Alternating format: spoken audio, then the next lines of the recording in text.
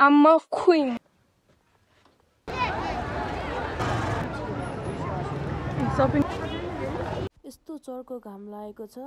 मेरो बहिनीले मलाई शपिङ गर्न लग्रे यसले चाहिँ मलाई शपिङ गराउन लादैछ शपिङ गरा कि गरा रे यो शपिङ गर्न लाग्छ एउटा भाइ पर गएको छ शपिङ गरा कि गरा भनेर म बिचारै यिनीहरूको शपिङ धान पाकिरहेछ धान काट्ने बेला नि भयो होला सायद चाहिँ खतरा छ म यस्तो ठाउँमा हो नि त बस्ने अनि यस्तो चर्को घाम लाग्छ गाइज अनि तर हामी हिँड्ने बाटो चाहिँ यो होइन यसले चाहिँ कहाँको बाटोबाट कता कता ल्याएको छ भाइ पर कुरिरहेछ अरे क्या त्यसले सपिङ गरा के गरा भन्दै थियो त्यो चाहिँ पर कुरिरहेछ अरे त्यसलाई सँगै लगेर जाने भनेर यसले मलाई यो बाटोबाट ल्याएछ सान फेरि छुट्टै छ अनि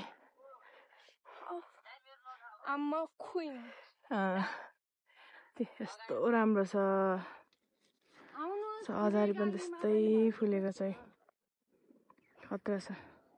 हाम्रो घर चाहिँ ऊ त्यो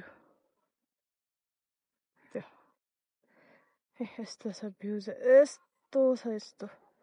यस्तो जग्गा घाम लाग्छ के भनौँ अब यहाँबाट झन् खतरा देखिँदो रहेछ ल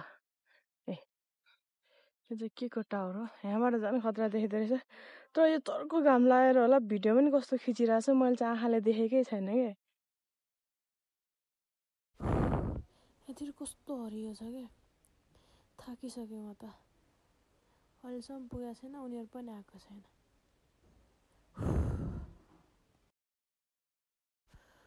खोइ आएको छैन त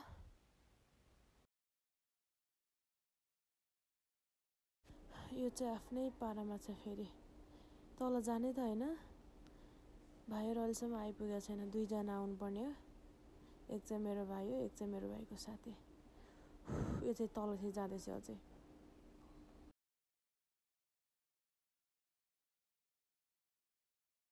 यो भ्यू चाहिँ ललितपुरको सानो खोकनाको एकदमै राम्रो भ्यू छ क्या जताबाट हेर्दा पनि एकदम खतरा छ यो पुरै धान हो यिनीहरू शपिङ गर्ने मान्छेहरू आए तातो अधिकांश मानिसहरूले चाहिँ काटिसकेका छन् यहाँ चाहिँ शपिङ गर्ने मान्छेहरू यति नै जना लुट्न आएको यी तीनजना मलाई लुट्न आएको सानै फरक छ फेरि तिनीलाई लात्ते लाने तल खाले भ्यू चाहिँ खतरा छ गाइज भ्यू चाहिँ खतरा छ वा यहाँ हुन्छ है गाइज यहाँ र अघि मैले हजुरलाई भनेको ठाउँमा अनि सिकाली मन्दिरमा चाहिँ एकदम धेरै नेपाली मुभीको सबभन्दा धेरै सिन तानेको ठाउँ चाहिँ यो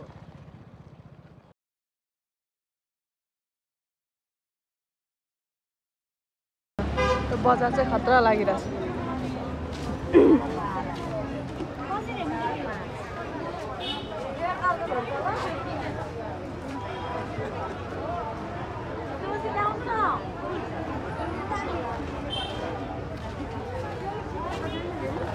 कतिवटा हाल्नु अहिले बनाइदिउँ कतिवटा बनाइदिउँ भैँसीपाटी चोकमा यस्तो मेला लागिरहेछ तिहारको लागि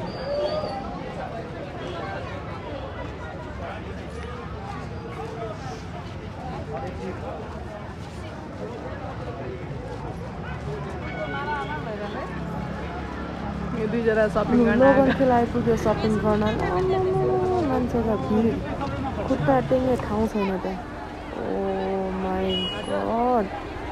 यति धेरै भिड छ यति धेरै मान्छेहरू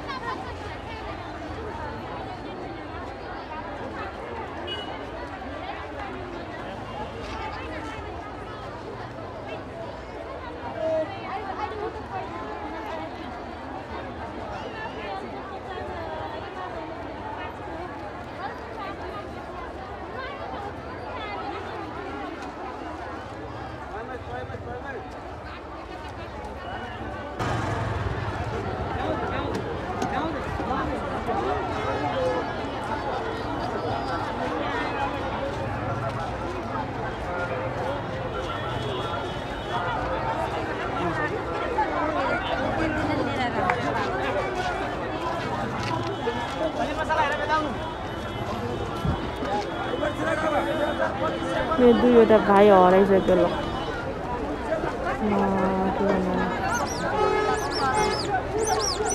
अगाडि रहेछ ल अगाडि ल देखेँ यो फाइनली सपिङ गरेर आयो यसले सपिङ गरेको एउटा त गइसक्यो घरतिर कुदेर त्यसको सपिङ पुरा भयो